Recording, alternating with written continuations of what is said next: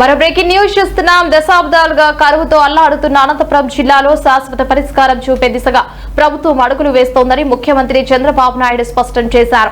నీటి భద్రత కల్పించడం ద్వారా రాయలసీమ రూపురేఖలు మార్చడమే తమ ప్రభుత్వ ధ్యేయమని ఆయన ప్రకటించారు.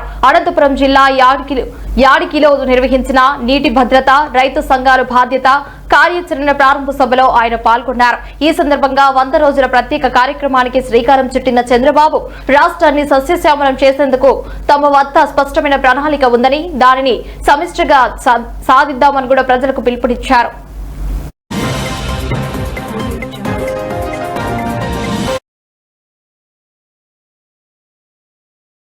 అదే తెలుగుదేశం వస్తానే హంద్రీ నీవా ప్రపంచంలోనే పొడవైనటువంటి కాలువ ఎన్నో లిఫ్ట్ ఇరిగేషన్లు పెట్టి సమర్థవంతంగా చివరి భూములకి చివరి రివర్లకు కూడా నీళ్లు తీసిపోయే పరిస్థితి వచ్చాం.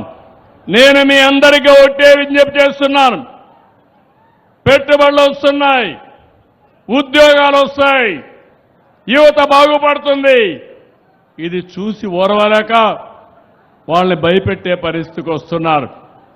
అమరావతి వస్తుంది, విశాఖపట్నం అభివృద్ధి అవుతుంది, తిరుపతి అభివృద్ధి అవుతుంది, ప్రతి జిల్లా అభివృద్ధి అవుతుంది. ఇది నా భరోసా. ప్రతి గ్రామాన్ని ఆదర్శ గ్రామంగా తయారు చేస్తాం. తాడిపత్రి కూడా అభివృద్ధి అవుతుంది. అదే మాదిరిగా నేను ఒకటే మిమ్మల్ని కోరుతున్నా,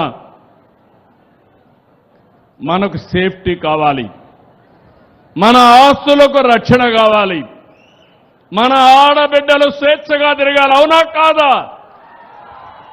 ఒకప్పుడు మీరు తిరిగారా? 1924 బయట వచ్చారా? మీరు వచ్చారా అని మిమ్మల్ని అడుగుతున్నా. ఈరోజు నేను గ్యారంటీ ఇస్తున్నా, మా ఆడబిడ్డల జోలుకి ఎవరైనా వస్తే అదే చివరి రోజు మీకు. ఖబర్దార్, జాగ్రత్తగా ఉండండి. రెండోది, మీరు స్వేచ్ఛగా తిరగడానికి మీ ఆస్తులు కానీ మీ ప్రాణాలు కానీ కాపాడే బాధ్యత ఈ ప్రభుత్వానిదని చెప్పి కూడా నేను మీకు తెలియజేస్తున్నా.